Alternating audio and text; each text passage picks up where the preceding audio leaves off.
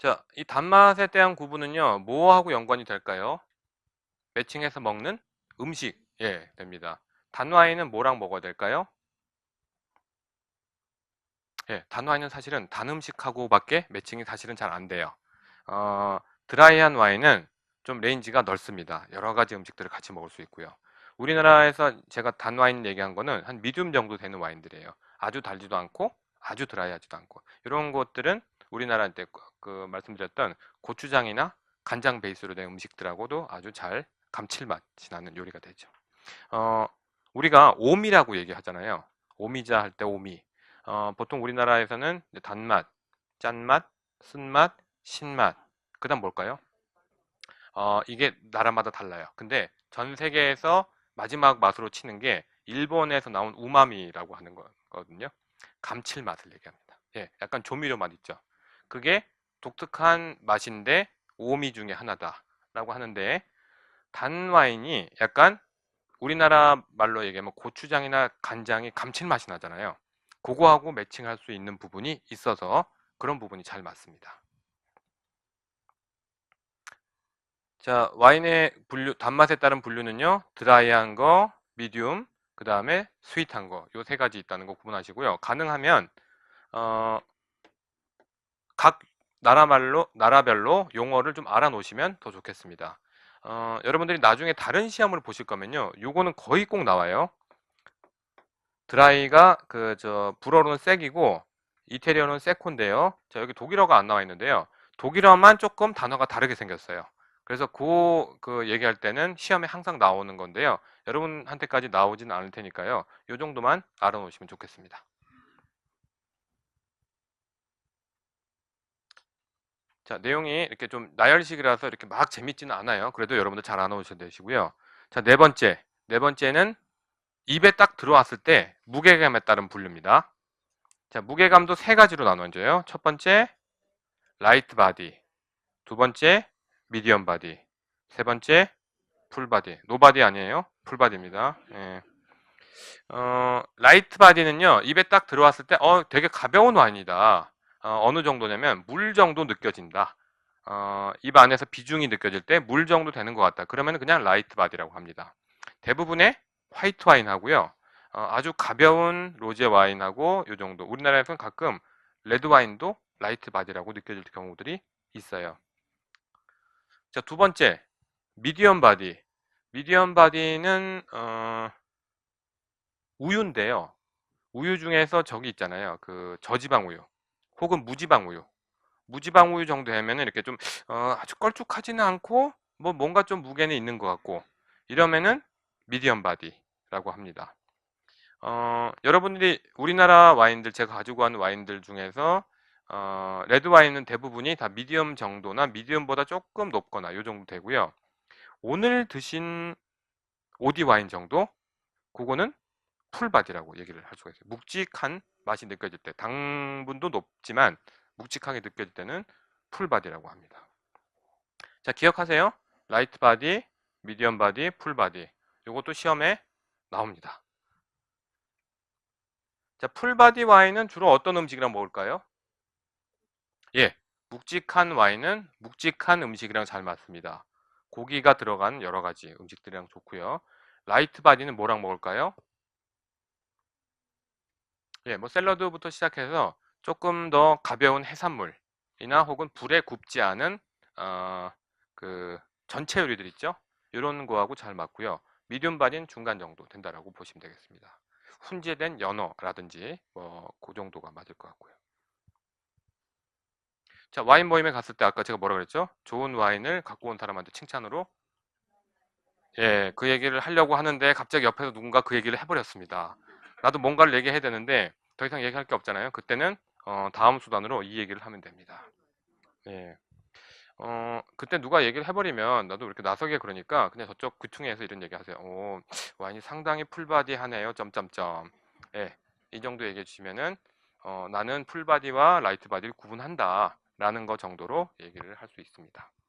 그런 얘기 참 상당히 하기 힘들어요. 예, 멍석 깔고 하셔야 얘기할 수 있습니다. 이런 얘기 하면 또 친구가 딴지를 걸죠.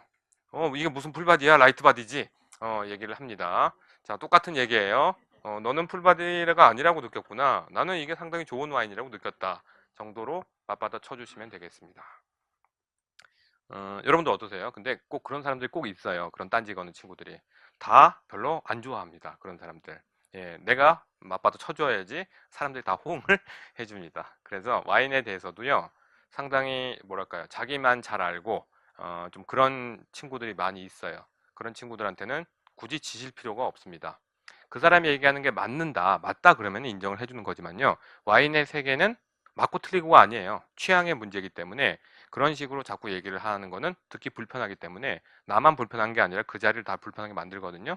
그러니까 적절하게 잘 대응을 해줘서 그 모임이나 분위기가 즐겁게 갈 수 있도록 해주시는 것도 여러분들이 와인을 배우시는 역할 중에 하나예요. 그래서 잘 얘기를 해주시면 좋겠습니다. 자, 복습 한번 해볼게요. 색깔에 따른 분류 3개 있었습니다. 뭐 있었죠? 예, 예. 지역에 따른 분류 2개 있었어요. 구세계, 신세계. 단맛에 따른 분류 3가지. 예, 맞습니다. 그 다음에 무게감 3개 했죠. 미디움 바디, 풀 바디. 예. 예. 요거 기억하시고요.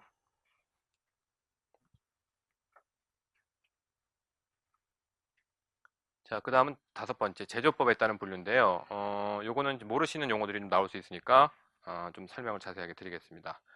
자, 와인을 만들 때, 우리가 흔히 먹는 일반 와인들은요, 만들 때 나오는 탄산, 아까 제가 말씀드렸죠.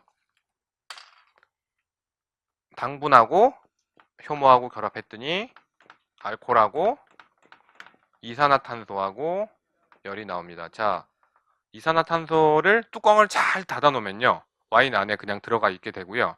뚜껑을 열어놓고 공기를 날려버리면 이산화탄소가 날아가 버립니다.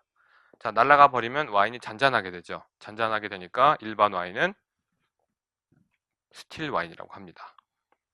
예, 그냥 우리가 흔히 얘기하는 와인들은 그냥 전부 다 스틸 와인이에요. 원래 와인을 만들 때 원래 탄산이 나와요. 탄산을 따로 집어넣은 게 아닙니다. 탄산이 나오는데 그 탄산을 와인 안에 머물러 있게 하려면 굉장히 압력을 잘 견디는 탱크에서 발효를 해야 돼요. 그 탱크를 만들기 전까지는 그렇게 할 수가 없었기 때문에 전부 다 탄산 날려버리고 그냥 일반적인 스틸 와인으로 먹었습니다. 제가 동페리뇽 수사에 대해서 얘기했었죠. 예, 그러니까 소갈머리 없고 주변머리만 있는 수사였는데 그 사람이 연구를 할 때 이상하다. 왜 와인이 자꾸 발효할 때 자꾸 터질까? 그때는 무슨 과학적인 그런 게 베이스가 없었기 때문에 뭐 이렇게 압력에서 탄산이 나와서 탄산이 압력을 줘서 탱크를 폭발시킨다 이런 걸 몰랐기 때문에 연구를 많이 했었어요. 그래서 뚜껑을 잘 닫아 놓으면은 터지고 뚜껑을 조금 열어 놓으면은 안 터지는구나. 그래서 뚜껑을 잘 닫아서 터지지 않게 와인 안에다가 그걸 넣는 방법이 없을까를 연구한 사람이 동페리뇽이었어요. 그래서 그 동페리뇽의 연구부터 시작해서 연구를 굉장히 발전을 거듭해서 드디어 탄산을 와인 안에 넣는 방법을 알아냈습니다. 그래서 그 탄산을 와인 안에 넣는 와인을 스파클링 와인이라고 합니다. 왜? 계속 뭐가 터지기 때문에. 예. 거품이 있는 와인은 스파클링 와인이라고 하죠. 요 정도만 구분하셔도 되실 정도로 이거 만드는 방법의 차이니까요. 자, 여기서 하나 더 나오는 건 덤입니다. 여러분들이 사실은 마실 기회는 잘 없는데요. 알아놓으시면 좋겠습니다. 세 번째는요. 포티파이드 와인이라 그래서 알코올을 나중에 좀 더 추가한 와인들이에요. 자, 알코올이 굉장히 음료나 어떤 그런 부분에서 안정화를 많이 해줘요. 그래서 알코올을 나중에 첨가를 더 하면은 그 와인이 굉장히 안정적으로 숙성이 잘 됩니다. 그래서 그걸 발견한 게 영국 사람들이었는데 어떤 일이 있었냐면요. 미국이래 죄송합니다. 영국하고 프랑스하고 오랫동안 싸웠죠. 예, 한 100년 싸웠어요. 예, 100년 싸웠는데 그거를 그, 예, 100년 전쟁이라고 합니다. 그 얘기를 하려고 했던 건 아니고 그 싸운 이유가 뭐냐? 어, 영국의 이제 프랑스의 영국의 그 공주가 프랑스로 시집을 갔습니다. 시집을 갔는데 자기네 땅도 갖고 가고 결혼하면서 땅도 좀 많이 받았어요. 근데 이 사람이 이혼을 해버렸어요. 이혼하고 어디 갔느냐? 어, 영국 사람을 또 결혼을 해버렸어요. 근데 그 땅은 다 갖고 가버렸습니다. 그러니까 여기가 다 영국 땅이 돼버렸어요. 그러다 보니까 영국 사람들은 보르도 와인을 세금 안 내고 먹고, 프랑스 사람들은 보르도 와인을 세금을 내고 먹는, 예, 그런 이상한 일이 발생을 했죠. 그래서 100년 동안 싸우다가 요걸 다시 뺏어온 게 100년 전쟁이에요. 자, 그 100년 전쟁을 있게 한 영국 사람이 엘리노아 왕비라고 하는데요. 그 전 남편이 왕이고, 그 다음에 이제 재혼한 남편도 왕이고요. 큰 아들도 왕이고 작은 아들도 왕이었어요. 그러니까 자기하고 연관된 모든 사람이 다 왕이었는데, 그 십자군 전쟁 같은 데 보시면 리처드라고 사자왕이라고 있잖아요. 그게 큰 아들이고요. 권리청원이라고 막 이렇게 막 데모에서 얻어낸 그 왕이 둘째 아들 존 왕이었어요. 아주 유명한 사람인데요. 그래서 100년을 전쟁하고 나서 보르도를 뺏어간 게 프랑스의 큰 적이었다고 하는데, 자, 100년 동안 프랑스 사람들이 그 영국이나 그 프랑스에서 이제 와인을 막 사 먹고 막 이러다가 전쟁이 끝나고 나니까 영국 사람들이 오히려 이제 프랑스 와인을 못 사 먹게 됐는데, 그게 그렇게 배가 아팠던 게요. 영국 사람들이 참 와인을 좋아합니다. 그리고 고급 와인들을 많이 사들여요. 지금도 와인 값에 아주 제일 영향을 미치는 사람들이 영국 상인들이에요. 그 프랑스의 와인이 나왔다, 좀 좋다 싶으면은 영국 사람들이 달려들어서 다 사놓습니다. 그리고 값을 올려갖고 전국에다 팔아먹는 사람들이 영국 사람들이에요. 자, 전쟁이 끝난 다음에 프랑스 와인을 못 먹게 되니까 이 사람들이 와인을 먹고는 싶은데 도저히 견딜 수가 없어서 어디다 얘기했냐면요. 여기 보면은 스페인이 있죠. 스페인 옆에 포르투갈이 있습니다. 그래서 포르투갈에다가 야, 우리가 프랑스 와인 지금 못 사 먹고 있으니까 너희들이 와인 좀 보내라 라고 해서 보냈어요. 뭘로 보낼까요? 비행기로 보낼까요? 예, 배로 보내죠. 배는 막 와인통이 일로 굴러갔다가 절로 굴러갔다가 막 이렇습니다. 와인이 별로 잘 만들지도 않았는데 일로 굴러가고 절로 굴러가니까 여기쯤 와서는 와인이 다 거의 폭망한 그런 와인들이 왔어요. 아, 이건 도저히 못 마시겠다. 너희들 와인 갖고 올 때 우리가 시킨 대로 좀 해라. 라고 해서 뭐라고 했냐면, 배에다 싣기 전에 알코올을 좀 더 넣어라. 그래서 알코올을 넣고 이렇게 왔더니 이리 굴르고 저리 굴러도 알코올 힘 때문에 굉장히 와인이 숙성이 잘 됐어요. 그래갖고 그 와인을 많이 팔아 먹었습니다. 그때부터 포르투갈에서 무슨 와인을 만들었냐? 알코올을 강화한 포티파이드 와인이라는 걸 만들었어요. 이게 굉장히 독특한 와인이라서 굉장히 인기 있는 와인입니다. 코스트코 같은 데 가시면요, 포트라고 해서요, 포르투갈 와인들이 있는데 포티파이드 와인이라는 게 있습니다. 아주 안 비싸요. 저렴한 건 25,000원에서 좀 비싼 건 10만 원 정도인데요. 이 와인들은 발효를 하는 중간이나 발효를 다 마친 다음에 알코올을 들어붓습니다. 알코올을 들이부으면요, 효모가 죽어버리죠. 알코올을 발효하는 중에 죽어버렸으면 당분이 남아 있었기 때문에 단 와인이 되고요. 발효를 다 하고 나서 알코올을 들이부으면 이미 뭐 발효는 끝나 있었기 때문에 안 단 와인이 됐었습니다. 어, 알코올을 발효를 하고 있는데 알코올을 부으니까 알코올 도수는 높아지죠. 보통 한 20도 정도 됩니다. 와인이. 좀 세요. 와인이라고 할 수 없을 정도 센데요. 이러다 보니까 코르크가 다 못 배겨납니다. 눕힐 수가 없어요. 너무 알코올이 세니까 코르크가 다 박살이 나고 이래서 세워놓는데요. 세워놓다 보니까 제가 말씀드렸죠. 코르크가 공기하고 자꾸 닿으니까 부식이 돼버립니다. 뽑아낼 수가 없어서 어떻게 먹냐면요. 불에 달군 연탄 집게를 병 목에다 딱 대고 찬물을 확 부어주면은 목이 댕강 날아가요. 예, 그거를 원샷하고 먹는 사람들이 포르투갈 사람들이. 약간 단 와인이거나 조금 덜 단 와인이 많은데 이런 와인들을 주정 강화, 주정 알코올을 더 넣었다. 주정 강화한 와인이라 그래서 포티파이드 와인이라고 합니다.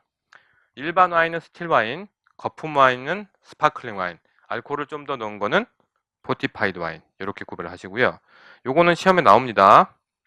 포티파이드 와인 중에서 중요한 지역이 3개가 있어요. 스페인의 이거 와인 이름이에요. 지역 이름이 아니라 쉐리라고 하는 와인이 있고요. 포르투갈의 포트라고 하는 와인이 있고요. 마데이라라고 하는 섬에 마데이라라고 하는 와인이 있어요. 와인 매니아들은 이 세 와인을 너무 좋아해서 구해서 먹고 싶어 하는데 우리나라에 수입이 잘 안 돼요. 수입사 한두 군데서 조금씩 수입하기 때문에 무슨 스페인 와인 전시회 같은 데 가면 개떼같이 달려들어서 쉐리를 먹어보는 것이 경험이라서 많이 먹습니다. 굉장히 독특한 와인이에요. 약간 꿀맛도 나고 이러는데 빛이 바래고 좀 산화된 그런 맛을 좋아하는 그런 사람들이 좀 있는데요. 약간 재미로 좀 말씀드릴게요. 스페인의 쉐리라고 하는 와인은 만드는 방식이 되게 독특합니다. 보통은 와인을 이렇게 그 햇빛이 안 받는 지하에다 저장을 하잖아요.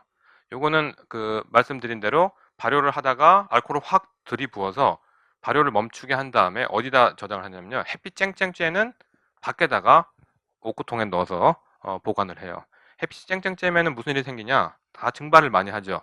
증발도 하는 데다가 곰팡이가 핍니다, 와인에. 증발을 하고 나니까 공기 접촉이 넓어져서 곰팡이가 펴요. 곰팡이가 흰 곰팡이가 핍니다. 꽃처럼 이렇게 피는데요. 플로르라고 하는데 곰팡이가 아예 막을 형성을 해서 와인 위에 두껍게 곰팡이가 피게 돼요. 그러면 그 곰팡이의 맛이 와인으로 배게 됩니다. 약간 묘한 맛이 나요. 뭐 썩은 것도 아니고 약간 그런 맛이 납니다. 예, 그런 와인들을 통으로 막 이렇게 그 층층으로 쌓아놔요. 층층으로 쌓아놓는데 요걸 다 뚫어서 연결해 놓습니다. 자, 와인을 나중에 야 우리 와인 좀 갖다 팔아야겠다. 어디서 빼냐? 밑에서 빼요. 쭉 빼잖아요. 그럼 이쪽에 와인들이 또 내려옵니다. 이거를 솔레라 시스템이라고 해요. 그래서 와인을 몇 단으로 쌓아놓고 밑에서 그러면 옛날 거 요즘 거 다 섞여 버립니다. 그래서 팔아먹고 이런 식으로 또 새로 만들어 넣어놓고 아주 독특한 시스템이라서 스페인의 쉐리는 좀 그런 맛이 나요. 약간 와인이 산화된 듯한 그런 맛인데 한 번 빠지면 헤어날 수가 없습니다. 예, 또 비싸요. 예. 그리고 포르투갈의 포트는 조금 상대적으로 저렴해요. 많이 들어와 있어요. 우리나라 코스트코에도 있기 때문에 한번 드셔보실 수 있으면 드셔봐도 좋겠는 게요. 이 와인은 따고 바로 다 안 먹어도 괜찮아요. 뚜껑이 아까 얘기한 대로 코르크 돼 있는 거는 목을 쳐서 쳐야 되는데 보통은 위스키 뚜껑이라고 하는 것처럼 플라스틱 캡이 있고 코르크가 이렇게 돼 있어요. 그럼 땄다가 좀 마시고 다시 넣어놓고 좀 세기 때문에 그 스트레이트 잔 있죠. 조그만 거에다 한 반 정도 드시고 주무시면 잠이 잘 와요. 예, 저도 수면제로 잘 쓰고 내일 아침 내가 좀 일찍 일어나고 뭘 해야 되는데 잠이 잘 안 온다. 그러면 한 잔 마시면 거의 직방입니다. 예, 드셔보시면 맛있어요. 와인의 세계가 이런 것도 있구나라고 하는데 디저트로도 먹지만 고기랑 이런 거랑 잘 포르투갈 사람들은 잘 먹는데요. 드셔보시면 굉장히 좋은 경험이 될 것 같습니다. 우리 수업 중에는 안 나와요. 왜? 우리나라에서는 주정 강화 와인을 안 만들기 때문에 그렇습니다. 오늘 드신 오디 와인이 약간의 주정을 더 넣었어요. 굳이 얘기하자면 이것도 주정 강화 와인이라고 얘기할 수는 있는데 아주 일부만 넣었기 때문에 뭐 주정 강화 와인의 특성은 아니라서 그렇습니다. 자, 와인의 분류 양조법은 첫 번째 일반 와인은 스틸 와인, 두 번째 탄산 와인은 스파클링 와인, 세 번째 주정을 강화한 것은 주정 강화 와인이라고 합니다. 시험에 나오는 거 뭐? 스페인의 쉐리, 포르투갈의 포트, 마데이라의 마데이라 정도 되겠습니다. 주니어 소믈리에라고 하는 약간 낮은 소믈리에 시험에는 거의 100%다 나와요. 예, 주관식 아니면은 뭐 이름 쓰는 걸로 다 나옵니다.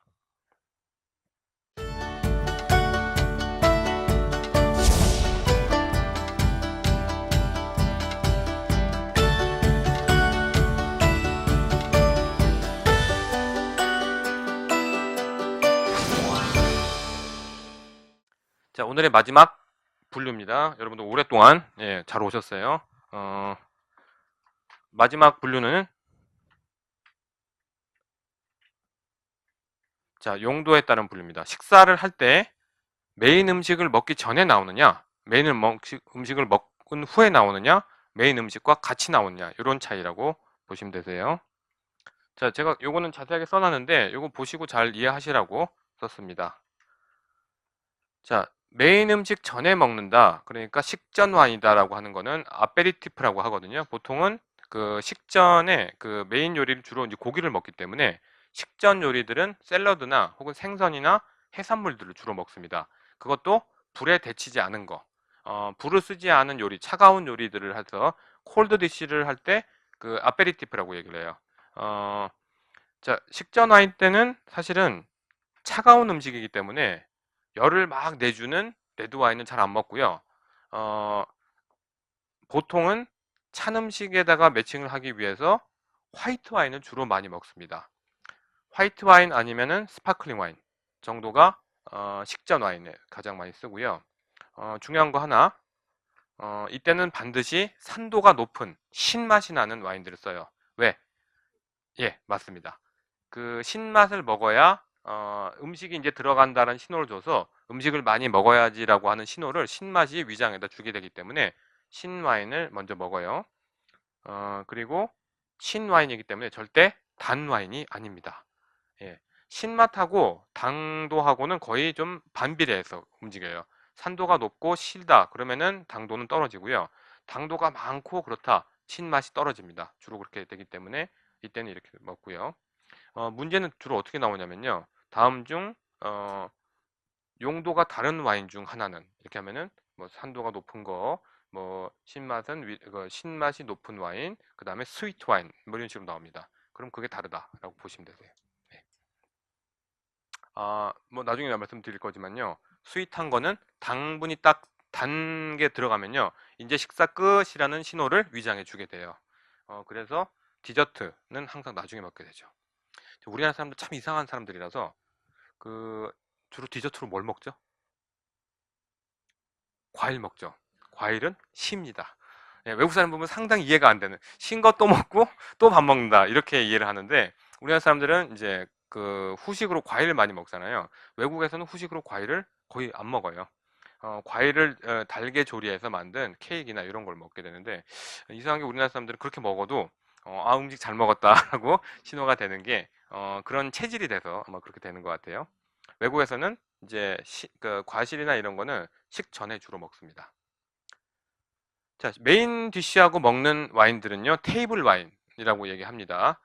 보통 이제 레스토랑에 가시거나 이러면 테이블 와인 그러면은 그날의 어떤 글라스 와인 정도를 얘기하는 경우도 많은데요. 보통의 용어는 테이블 와인은 그날의 주식 와인이라고 얘기를 하실 수 있어요. 프랑스는요, 굉장히 코스가 많습니다. 보통 이제 예전에 귀족들이 그 일요일 날 점심을 먹는 거를 산정해서 코스를 만들었어요. 이것도 먹고 저것도 먹고 이것도 먹고 싶은데 저거를 먹은다면 이걸 못 먹을 수가 안 되니까 이것도 먹고 저것도 먹으려고 차례대로 조금 조금씩 내놓은 게 그 코스예요. 원래는 이태리에서 시작을 했다가 프랑스로 넘어왔다고 하는데 보통은 7코스나 8코스를 먹습니다. 우리나라에 있는 프랑스 식당들은요, 7코스나 8코스를 하면은 와서 먹을 수 있는 사람이 없기 때문에 보통은 5코스 정도로 줄여놨어요. 그래도 제대로 먹으려면 7코스를 먹어야 되는데 프랑스 사람들은 그 7코스에 전부 다 와인을 매칭해서 먹습니다. 와인을 7잔 이상 먹어야 돼요. 어, 처음에 그 보통 이제 레스토랑 같은 데 안 모이고 프랑스 사람들은 집에 초대하는 거를 참 귀한 손님을 초대하는 걸로 하거든요. 그럼 오자마자 호스트, 그러니까 집 남자가 먼저 꼬냑 같은 걸 먼저 한 잔을 줍니다. 이제 반갑다고. 그거거나 혹은 스파클링 와인 주면은 그걸 먹고 담소를 나누다가 어, 부엌에서 식당에서 이제 그 안주인이 식사가 준비됐습니다. 이러면은 그때 다 들어가서 그때 또 건배를 한번 하고 그 다음에 식전 샐러드나 이런 게 나오면 거기에 맞는 와인을 먹고 그 다음에 아페리티브가 나오면 거기에 맞는 또 와인을 먹고요. 그 다음에 코스가 3개가 돼 있어요. 메인이 먼저 소고기를 먹고 닭고기를 먹고 그 다음에 돼지고기를 먹고 그 3가지를 다 먹습니다. 예, 거기다 다 맞춰서 와인을 먹은 다음에 디저트 먹는다고 또 와인을 먹어요. 그리고 다 먹고 나서 거실로 옮긴 다음에 또 먹습니다. 예, 그러니까 와인을 보통 7코스에는 9잔 이상씩 먹게 되는데요. 먹고 나면은 이제 저녁 먹을 시간 된다고 하더라고요. 자, 그래서요. 메인 와인은 보통 우리는 그렇게 못 먹죠. 보통은 다 4코스 정도로 먹는데요. 그러다 보니까 식전 와인 하나에 테이블 와인 하나 정도 되면은 그냥 잘 먹었다고 얘기하고요. 디저트 와인까지 챙겨 먹는 사람은 사실은 잘 없습니다. 그러니까 여러분들이 집에서 와인 모임을 하실 때도요.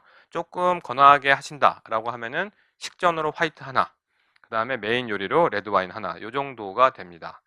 근데 저희는 좀 이상한 사람들이 많아서 사람 수보다 와인이 더 많은 경우들이 많이 있어요. 이것도 먹어보고 저것도 먹어보고 이러다 보니까 그렇게 됩니다. 자, 메인 와인은 그 주로 이제 붉은 고기들을 사용하게 되죠. 그러니까 붉은 고기에 맞는 레드 와인을 매칭을 하게 됩니다. 어, 요즘에는 그런 경우 잘 없는데요. 예전에 결혼식에 가면요. 조금 경제가 어려울 때였는데 그때는 메인 디시가 생선이 나오는 경우들이 가끔 있었어요. 근데요. 메인 디시가 생선이 나오면 그날의 메인 와인은 사실은 화이트 와인이 나와야 됩니다.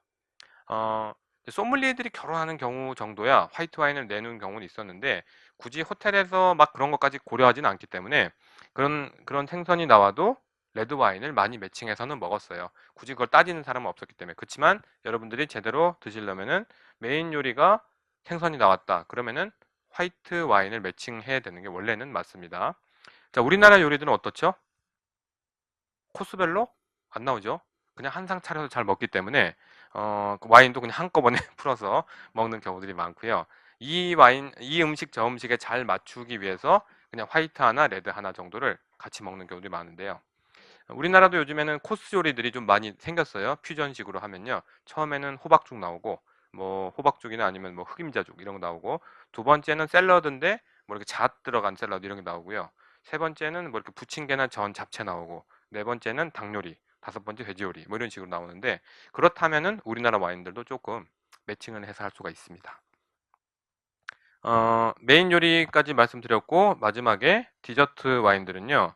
외국에는 특히 밥을 다 먹은 다음에는 단 요리들을 먹어야 이제 식사가 끝났다 이게 되는데 그럴 때는 그럴 때도 그 빠지지 않고 와인을 매칭해서 먹습니다. 단 요리에는 디저트 요리에는 단 와인을 매칭해서 먹는데요.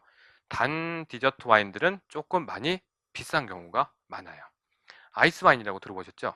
아이스 와인은 포도를 얼린 상태에서 와인을 만드는데 그러다 보니까 수분이 다 얼린 상태가 돼서 당분이 조금씩만 나와요. 그래서 그 당분을 다 모아서 만들려면은 보통 와인 만드는 거에 한 10배 정도의 포도가 들어갑니다. 그러니까 비쌀 수밖에 없어요. 어, 단 와인들 중에는 아이스 와인이 있고요. 그 다음에 어, 귀부 와인이라고 있어요. 예, 귀하게 부패됐다. 썩은 와인. 예. 곰팡이라는 게 귀부 곰팡이라는 게 있는데 보트리티스 시네리아라고 하는 곰팡이가 포도에 딱 붙어서 구멍을 딱딱 내놓습니다. 갉아먹고. 그럼 구멍이 난 사이로 수분이 다 말라버려요. 날아가요. 포도가 뭉그러져 갖고 거의 망가진 형태로 되어 있습니다. 아마 사진 나중에 보여드릴 텐데요. 그 망가진 포도가 아주 독특한 향이 났기 때문에 이 망가진 포도만 모아서 와인을 만들었더니 귀부 와인이라는 게 됐습니다. 수분이 없으니까 마찬가지로 아이스 와인처럼 아주 조금밖에 안 나와요. 아주 유명한 와인이 뭐냐면요. 프랑스의 샤토 디겜이라고 하는 와인인데요. 그 썩은 포도를 가지고 만든 귀부 와인인데 보통 한 50만 원 정도씩 해요. 예. 제가 코스트코에 2년 전에 갔을 때 이 저 샤토 디캠을 1995년짜리를 37만 5천에 팔고 있어서 제가 막 살려고 그랬더니 집사람이 미쳤냐고. 그래서 못 샀어요. 예. 근데 파는 사람이 너무 안타까워하더라고요. 이렇게 사고 싶어 하시는 분인데 못 사신다고 막 이래갖고 집 와서 제가 얘기했죠. 그거 37만 5천원짜리를 내일 내가 가서 바로 40만 원에 팔 수 있다고 왜 얘기 안 했냐고 막 이러더라고요. 예, 보통 비싸요. 되게 비쌉니다. 게다가 연도가 오래되면 오래될수록 더 비싸져요. 단 와인들을, 그러니까 비싼 단 와인들은 보존성이 굉장히 좋아요. 100년 있다 먹어도 괜찮을 정도로 오래돼도 좋습니다. 흰색이고 황금색이다가 점점 호박색으로 변하고 점점 갈색으로 변해요. 아주 오래된 단 와인들은 그런 색이 됩니다. 하나 더 꼽자면요. 헝가리의 토카이라는 와인이 있어요. 토카이라는 와인도 마찬가지로 귀부 와인인데 그 썩은 포도를 가지고 만드는데요. 너무 달아서 한 잔 마시면 머리가 아플 정도로 답니다. 예. 제가 예전에 레스토랑 할 때 헝가리의 토카이 와인들을 팔았는데 한 병도 안 팔렸어요. 예. 비싼 데다가 너무 달아서 예. 제가 다 먹었습니다. 외국에는 디저트 와인을 참 많이 먹는데 우리나라에서는 거의 디저트 와인이 잘 안 팔려요. 그래서 여러분들 디저트 와인까지 구비해서 먹는다기보다는 디저트 와인들이 있으면 한번 그냥 드셔보신 정도. 우리나라 참 제가 그 얘기 안 했는데 그 6월 달에는요. 그 실습 가는 게 두 번이고요. 두 번은 특강을 오십니다. 와인을 직접 만드는 와인 메이커 두 분이 오시는데요. 6월 9일 날에는 아마 여포의 꿈이라고 하는 그 와이너리에서 오실 거고요. 6월 23일에는 그 충남 예산의 사과 와인 만드시는 분이 오실 텐데 두 분이 좀 성격이 달라요. 그러니까 와인에 조금 집중을 두 분 다 와인이 좋은데 와이너리 쪽으로 조금 얘기를 하자면 뒤에 오시는 충남 예산의 그 와이너리가 와이너리로서 해놓을 걸 되게 잘 해놓으셨어요. 와인도 잘 만들고 또 체험 시설이나 이런 것도 잘 돼 있고 여러 가지 돼 있다 보니까 여러분들 중에서 혹시 외식업을 하시거나 와이너리를 만드시려고 하시는 분들은 그 두 분 얘기에 굉장히 도움이 될 거라서 제가 특강을 따로 준비를 했습니다. 제가 6월 달에 좀 바쁘기도 해서 죄송합니다. 그때는 제가 같은 날 다른 특강들이 있어갖고 그래갖고 특강들을 부르고 제가 시작할 때 없으면은 끝날 때 오거나 예, 시작할 때 있으면 끝날 때 없거나 이럴 수도 있어요. 그래서 그 특강하는 분한테 부탁을 드렸더니 흔쾌히 그냥 강의료 많이 못 드리는데 예, 다 지방에서 올라오셔야 되니까 예, 그래도 흔쾌히 오신다고. 그래서 그 와인들은 그날 먹을 거라서 제가 좀 아껴놨습니다. 자, 오늘 좀 길게 했습니다. 오늘 내용이 여러분들 좀 복잡하고 지루할 수 있는데 와인을 공부하시려면 반드시 알아놓으셔야 되는 내용들이에요. 음료의 분류부터 시작해서 와인의 분류, 오늘 좀 외울 게 많은데 오늘 내용은 반드시 한번 복기를 하셔갖고요. 다음 주에 제가 와서 물어봤을 때 뭐 와인의 용도에 따른 분류 세 가지 뭐죠? 이러면은 바로바로 나올 수 있도록 한번 뒤새김 하시면 좋겠습니다. 자, 오늘 수업은 여기까지인데요. 자, 한 가지 더 말씀드릴게요. 5월 달에 들어가면 저희가 실습으로 하러 가야 되는데 교통편을 마련해야 되기 때문에 여러분들이 반드시 저한테 문자 한 번씩 주셔서 단체방에 들어올 수 있도록 해주세요. 거기서 교통편이랑 이런 걸 논의를 해야 되는데 저희가 일주일에 2시간씩 만나는 걸 가지고 공지사항 얘기하기 시간이 너무 짧기 때문에 반드시 그 단체방 그 카톡방에서 차편이랑 이런 걸 얘기해야 되기 때문에 반드시 한번 보내주시면 좋겠습니다. 오늘 수업에 안 나오시고 지난주 안 나오신 분들은 2번 안 나오신 거라서 아마 출석이 좀 어렵죠. 그러면 오늘 수업에 나오신 25분이 아마 끝까지 가시는 걸로 제가 그렇게 생각을 하면 될 것 같아요. 수고 많으셨고요. 그 질문 있으시면 끝나고 남고 해주셔도 괜찮으시고 예, 네네. 예, 끝나고 그러면 예, 네네 하겠습니다. 자, 오늘 수업 여기까지입니다. 정리해 주시고 마치도록 하겠습니다. 감사합니다.